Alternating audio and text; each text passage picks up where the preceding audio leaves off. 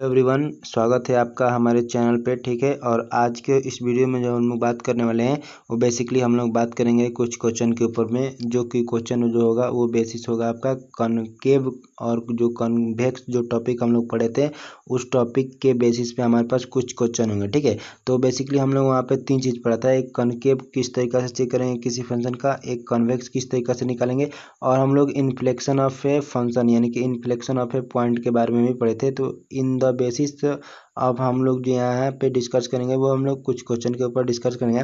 तो चलिए आइए आज का वीडियो करते हैं स्टार्ट और लेते हैं हम लोग फर्स्ट क्वेश्चन।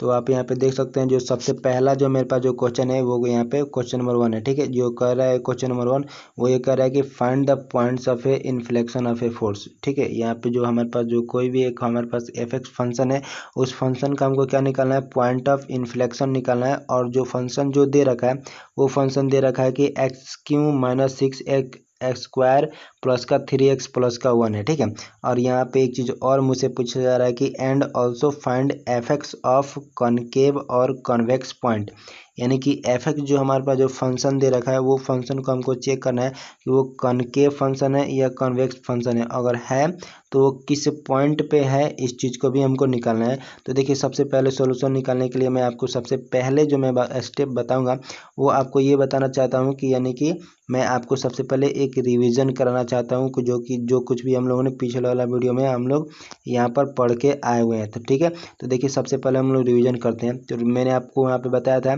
कि सबसे पहले आपको कोई एक फंक्शन गिवन होगा। क्या होगा, फंक्शन गिवन होगा। उस फंक्शन का हम लोग सेकंड डेरिवेटिव निकालेंगे कि जो कि हो जाएगा आपका d2y/dx² हम लोग फाइंड करेंगे। और देन हम लोग कंपेयर करेंगे जीरो से, किससे, जीरो से। यदि d2y/dx² जो है लेस देन आता है जीरो से, तो ये जो फंक्शन जो हो जाएगा यानी कि जो कर्व होगा वो आपका क्या हो जाएगा, कॉनकेव कर्व हो जाएगा। और यदि d2y/dx² ग्रेटर देन जीरो होता है तो वो फंक्शन आपका क्या हो जाएगा, कॉन्वेक्स फंक्शन हो जाएगा। और थर्ड कंडीशन मैंने आपको बताया था कि यदि फंक्शन जो है यानी कि जो कर्व है उसका d2y/dx² निकले और इक्वल टू का जीरो आता है तो वो आपका बेसिकली होता है पॉइंट ऑफ ए इन्फ्लेक्शन होता है। ठीक है, तो ये बात मैं आशा करता हूँ कि आपने पिछले वाला वीडियो देखा होगा तो आपको ये सारे बातें जो है वो क्लियर कट पता होंगे। ठीक है, तो मैंने बेसिकली यहाँ पे आप लोग के लिए सुविधा के लिए मैंने एक बार रिवीजन भी कराया है। ठीक है, अब हम लोग बढ़ते हैं क्वेश्चन के ऊपर। तो क्वेश्चन में जो हमारे पास जो फंक्शन दे रखा है ये वाला फंक्शन दे रखा है जिसको मैंने यहाँ पे बेसिकली लिखा है, और इसको जो फंक्शन दे रखा है उसको मैंने यहाँ पे y का मान ले रहा हूँ। ठीक है, यानी जो फंक्शन जो हमारे पास दे रखे हैं उस फंक्शन को मैं y मान ले रहा हूँ यहाँ पे। तो अभी हम लोगों ने देखा कि हमको d2y/dx² का जरूरत है। तो सबसे पहले फर्स्ट टाइम डेरिवेटिव करते हैं, तो ये 3x² माइनस का 12 प्लस का 3 बन जाएगा। ठीक है, देन उसके बाद से हम लोग सेकंड डेरिवेटिव निकालेंगे तो जो कि यहाँ पे कुछ इस तरीके से आ जाएगा और वो हो जाएगा 6x माइनस का 12 हो जाएगा। ठीक है, मैं यहाँ पे मान के चल रहा हूँ कि आपको बेसिक डिफ्रेंसिएशन करने आता है। ठीक है, क्योंकि मैं इतना दिन से आपको डेरिवेटिव यहाँ से पढ़ा रहा हूँ तो आई होप कि आपको डेरिवेटिव बिल्कुल आ ही चुका होगा। अगर नहीं आता होगा तो सबसे पहले आपको डेरिवेटिव सीखना जरूरी होगा। ठीक है, तो देखिए सबसे पहले मैंने यहाँ पे जो काम किया है वो आपको d2y/dx² निकालो जो कि यहाँ पे आया है। ठीक है, अब देन हम लोग को ये पता है कि यहाँ पे जो हम लोगों ने अभी देखा ये वाला कंडीशन, ठीक है, ये वाला कंडीशन पॉइंट ऑफ इन्फ्लेक्शन के कंडीशन से हम लोग यहाँ पे बोल सकते हैं कि d2y/dx² जो होगा वो इक्वल टू का जीरो होगा, जिससे हम लोग पॉइंट ऑफ इन्फ्लेक्शन निकालेंगे। यानी कि इसको जब हम लोग इक्वल टू का जीरो करेंगे तो यहाँ से हम लोग x का वैल्यू सिंपली निकाल सकते हैं, वो हो जाएगा 2। ठीक है, तो यहाँ से देख सकते हैं 6 जो है यहाँ पे कॉमन लेकर के मैं इस साइड भर दिया हूँ तो वो हो जाएगा 0, और इधर बच जाएगा x माइनस का 2 इक्वल टू का 0 हो जाएगा। तो यहाँ पे x इक्वल टू का आपके पास सिंपली निकल जाएगा, वो हो जाएगा बेसिकली आपका 2। ठीक है, अब हमको क्या निकालना है यहाँ पे कि पॉइंट ऑफ इन्फ्लेक्शन निकालना। तो देखिए यहाँ सबसे पहले मैं आपको इस ग्राफ को आपको बताना चाहूँगा पॉइंट ऑफ इन्फ्लेक्शन निकालने के लिए। तो बेसिकली इस ग्राफ को आप देख पा रहे होंगे तो आपको पता चला होगा कि यहाँ पे जो फंक्शन है ये किसी न किसी एक पॉइंट को ले करके, यानी कि दो जो यहाँ पे जो ग्रेडियंट जो चेंज हो रहा है, यानी कि ये जो कन्वेक्स जो कर्व बन रहा है, ये कॉनकेव जो कर्व बन रहा है यहाँ पे, और यहाँ पे जो कन्वेक्स जो कर्व बन रहा है, यदि एक ही फंक्शन में दोनों कर्व बनेगा तो कोई ना कोई एक ऐसा पॉइंट होगा आपके बीच में, जो कि यहाँ पे पॉइंट को मैंने दिखाया है। ये पॉइंट कोई ना कोई एक ऐसा पॉइंट होगा जहाँ पे फंक्शन क्या होगा, एज ए जीरो हुआ होगा, यानी उसका d2y अपन का dx² जो हुआ होगा वो जीरो हुआ होगा, जिसको हम लोग क्या बोलते हैं, आपको शॉर्ट में मैंने POI लिखा है, जिसका मतलब है यहाँ पे पॉइंट ऑफ इन्फ्लेक्शन। ठीक है, और उस पॉइंट ऑफ इन्फ्लेक्शन का हमको यहाँ पे कोऑर्डिनेट हम लोग इजीली निकाल सकते हैं। ठीक है, तो उसी कॉन्सेप्ट को हम लोग यूज किया, तो हम लोगों ने देखा कि यहाँ पे क्या निकाला, मैंने अभी बेसिकली x का वैल्यू निकाला, जो कि यहाँ पे x का वैल्यू हमको पता चल गया।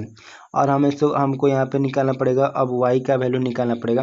तो y का वैल्यू निकालने के लिए मैं सिंपली क्या करने वाला हूँ, तो देखिए सबसे पहले मैं आपको बताऊँगा, ये जो फंक्शन जो दे रखा था, ये यहाँ पे जिसको मैं अभी अंडरलाइन कर रहा हूँ, तो ये वाला फंक्शन जो दे रखा, इसी को तो हम लोग इक्वल टू का y माने, यानी कि जो मेरे पास जो सेकंड कोऑर्डिनेट होगा वो y है वहाँ पे, तो y कहीं ना कहीं हमारे पास जो आएगा इस वाले फंक्शन से ही आएगा। तो इस वाले फंक्शन में हम क्या करेंगे, अभी x का वैल्यू पुट कर देंगे तो हमको वहाँ से y का वैल्यू मिल जाएगा। तो इसीलिए मैंने सिंपली यहाँ पे क्या करा है कि x इक्वल टू का हम लोगों ने यहाँ पे 2 पुट करा है। तो जैसे ही x इक्वल टू का 2 पुट करेंगे तो किस में पुट करना है, हमको इस वाले फंक्शन में पुट करना है। तो ये बन जाएगा 2x⁻³ माइनस 6 इंटू 2 हो जाएगा, प्लस का 3x प्लस का 3x इंटू का 2 हो जाएगा, और प्लस का आपका 1 बन जाएगा। ठीक है, तो यहाँ से बेसिकली जो अब हम लोग इसका वैल्यू निकालेंगे तो ये बेसिकली आपको निकल करके आ जाएगा -8। अब जैसे ही -8 आया तो हम लोग बोल सकते हैं कि पॉइंट जो इन्फ्लेक्शन जो आया है यहाँ पे x कोमा y जो होगा वो आपका बेसिकली हो जाएगा 2 का -8 हो जाएगा। ठीक है, तो ये बेसिकली मैंने आपको यहाँ पे पॉइंट ऑफ इन्फ्लेक्शन निकालने के लिए बताया। आई होप कि ये वाला जो वीडियो है आपको बहुत ही अच्छा से समझ में आ रहा होगा। अगर समझ में आ रहा होगा तो यार प्लीज़ जितने भी आपके पास स्टडी ग्रुप होंगे उन सारे स्टडी ग्रुप में वीडियो को जितना जितना हो सके आप शेयर से ज़रूर करें। ठीक है, अगर आप मेरे चैनल पे नए आए होंगे तो प्लीज़ चैनल को सब्सक्राइब भी जरूर कर लें। ठीक है, तो अब हम लोग बात करते हैं यहाँ पे जो हम लोग पास जो सेकंड क्वेश्चन जो इसमें दे रखा है वो क्या कह रहा है कि फाइंड हमको करना है f(x) का हमको कॉनकेव और कॉन्वेक्स को भी पॉइंट को भी फाइंड करना है। यहाँ पे मैं क्या बोल रहा हूँ कि कॉनकेव और कॉन्वेक्स के पॉइंट को भी आपको फाइंड आउट करना है। तो चलिए हम लोग बात करते हैं कि कॉनकेव और कॉन्वेक्स जो पॉइंट होता है उसको किस तरीके से निकाल सकते हैं। तो हम लोग मूव करेंगे यहाँ से सेकंड वाले पेज पे।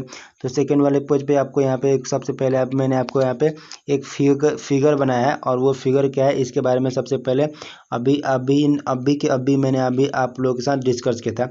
बट दोबारा बनाने का मतलब मेरा मकसद यही था कि यदि मेरे पास जो अभी पॉइंट ऑफ इन्फ्लेक्शन जो आया यहाँ पे क्या आया पॉइंट ऑफ इन्फ्लेक्शन, तो उसमें हम लोग एक चीज़ गौर करने वाली बात थी कि यदि पॉइंट ऑफ इन्फ्लेक्शन हमको पहले से पता है तो यदि इस वाले डायरेक्शन में हम लोग बढ़ेंगे तो या एक्स का जो वैल्यू है वो क्या हो जाएगा, बढ़ते जाएगा। जैसे कि आपको पता होगा लाइन ग्राफ पे यहाँ पे A1 है तो यहाँ पे 2 है, तो यहाँ पे 3 है, यहाँ पे 4 5, यानी कि जैसे जैसे हम लोग इधर बढ़ते हैं तो ये क्या होता है जो है वैल्यू आपका क्या होता है बढ़ते जाता है। और इस डायरेक्शन में भी बढ़ेंगे तो हम लोग वैल्यू क्या होता है बढ़ते जाता है। बट यहाँ पे निगेटिव लिखने का मेरा मकसद कुछ नहीं होता है, यहाँ पे पॉजिटिव ही मुझे लिखना चाहिए था, जैसे कि यहाँ पे मैंने पॉजिटिव लिखा है। ठीक है, तो ये कंसेप्ट तो बेसिक सी बात है तो आपको समझ में आ ही रहा होगा। बट मुझे समझाना ये था कि यहाँ का यदि मुझे पॉइंट पता है और ये इधर वाला फंक्शन जो जा रहा है कुछ इस शेप में जा रहा है तो इधर वाला फंक्शन मैं क्या बोल सकता हूँ ये कि कॉन्वेक्स फंक्शन है। तो कॉन्वेक्स फंक्शन है तो यदि इधर जा रहा है तो इसका d2y अपन का dx² निकालेंगे तो यहाँ पे जो आना चाहिए था वो क्या आना चाहिए था, आपका <0 आना चाहिए था। और यदि इधर निकालेंगे तो वो <, आपका क्या आना चाहिए था 0 आना चाहिए था। तो उस चीज़ को निकालने के लिए यदि यहाँ पे मेरे पास एक पॉइंट गिवन है, यानी कि जो पॉइंट पहले से हमको पता है, तो इस वाले पॉइंट्स जब भी हम लोग इधर की तरफ बढ़ेंगे इस तरफ की तरफ तो एक पॉइंट हम लोग इंक्रीज कर सकते हैं। क्या कर सकते हैं, एक पॉइंट इंक्रीज कर सकते हैं। तो जैसे कि मैंने अभी आप लोग को बताया कि ये वाला जो पॉइंट निकला था वो बेसिकली आया था आपका क्या 2 -8 आया था। तो हमको नेक्स्ट जो निकलना है, नेक्स्ट का कर्व निकलना है, तो मैं यहाँ से 2 से एक आगे बढ़ जाऊँगा। क्या बढ़ जाऊँगा, एक आगे बढ़ करके यहाँ पे चेक करूँगा कि ये फंक्शन उधर क्या जा करके क्या हो रहा है। ठीक है, तो जैसे ही एक बार आगे बढ़ूँगा तो जैसे कि 2 हम लोग पास पहले से पता था जो कि हम लोग पॉइंट निकाले थे, पॉइंट ऑफ इन्फ्लेक्शन जो निकाले थे, और 2 में एक अपना बढ़ा सकते हैं 3, आप चाहे तो 4 भी बढ़ा सकते हैं। ठीक है, तो वो तो बात हो गई सिंपल सी। जो कि आपके बेसिक कॉन्सेप्ट के ऊपर डिपेंड करता है। ठीक है, तो यहाँ से हम लोग एक पॉइंट आगे बढ़ेंगे, तो एक पॉइंट आगे बढ़ेंगे तो हमको क्या मिलेगा वहाँ पे d2y अपन का जो dx² मिला था उसमें हमको क्या करना पड़ेगा, x = का 3 रख करके चेक करना पड़ेगा कि वो जो d2y अपन का dx² आ रहा है वो पॉजिटिव आ रहा है या निगेटिव आ रहा है। तो जैसे ही हम लोगों ने x = का 3 रखा तो ये बेसिकली आपका आ गया 6, जो कि आपको क्या मिल रहा है, एज ए पॉजिटिव मिल रहा है। तो मैं यहाँ से बोल सकता हूँ कि d2y अपन का dx² जो है ग्रेटर देन यहाँ पे क्या आ गया, 0 आ गया। और ऐसे वाले कॉन्सेप्ट में अभी जब मैं आपको रिवीजन करा रहा था तो बताया कि यदि ये इस कंडीशन को फ्लो करेगा तो वो फंक्शन कौन सा होगा, यानी कि वो कर्व कौन सा होगा, तो वो हो जाएगा आपका कन्वेक्स कर्व हो जाएगा। ठीक है, तो ऐसे सिचुएशन में इसको हम क्या बोलेंगे, कन्वेक्स कर्व बोलेंगे। और वो किस पॉइंट पे होगा, तो इसकी बात मैंने अभी कहा कि 2 से बढ़कर लिया ना, तो 2 से बढ़कर लिया तो ये 2 के आगे जा करके क्या हो जाएगा आपका कन्वेक्स होने वाला रहेगा। तो कन्वेक्स होने वाला रहेगा यानी कहने का मतलब कि हमारे पास जो पॉइंट जो हम लोग शुरू कर रहे हैं वो 2 से कर रहे हैं, तो यहाँ पे फर्स्ट पॉइंट हम लोग 2 लेंगे।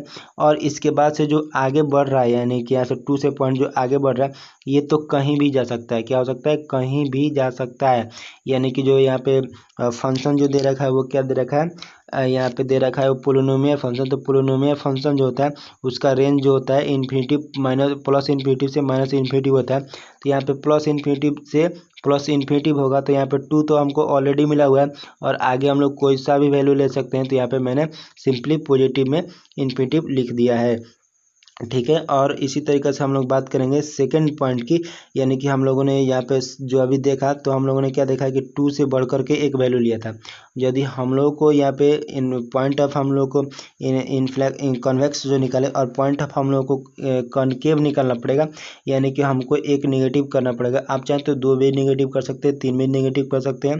ठीक है, तो मैं यहाँ पे सिंपली 1 नेगेटिव करके चलूँगा। तो मैं आपको यहाँ पे सिंपली क्या सजेस्ट करूँगा कि एफ जो यहाँ पे डबल डैश हम लोग निकाले यानी कि d2y अपन का dx² निकाले, उसमें हमको जो पॉइंट रेफरेंस 2 आया है उससे एक कम करके हमको यहाँ पे वैल्यू ले सकते हैं।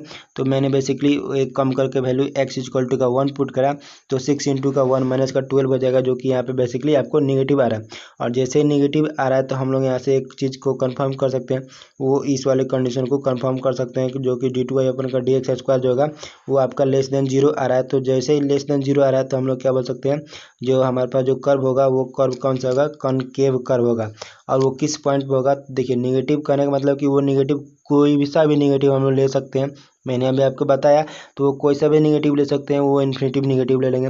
और यहाँ पे जो रेफरेंस पॉइंट हम लोग 2 लिए थे उसको यहाँ पे ऐड कर लेंगे, तो ये पॉइंट जो मिलेगा वो पॉइंट बेसिकली आपको मिल जाएगा, ये वाला पॉइंट जो कि आपका कौन सा पॉइंट कहलाएगा, ये आपका कॉनकेव वाला पॉइंट कहलाएगा। यानी कि इस पॉइंट पे जो फंक्शन होगा यानी कि जो ग्राफ होगा वो मेरे पास क्या होगा, वो कॉनकेव फंक्शन होगा। ठीक है, तो आई होप कि आज का वीडियो जो होगा हुआ है वो आप लोगों को पसंद आया होगा। ठीक है, तो हम लोग इसी तरह का वीडियो यहाँ पे BCCLE के लिए पर डे बेसिस पे हम लोग यहाँ पे अपलोड करते रहते हैं।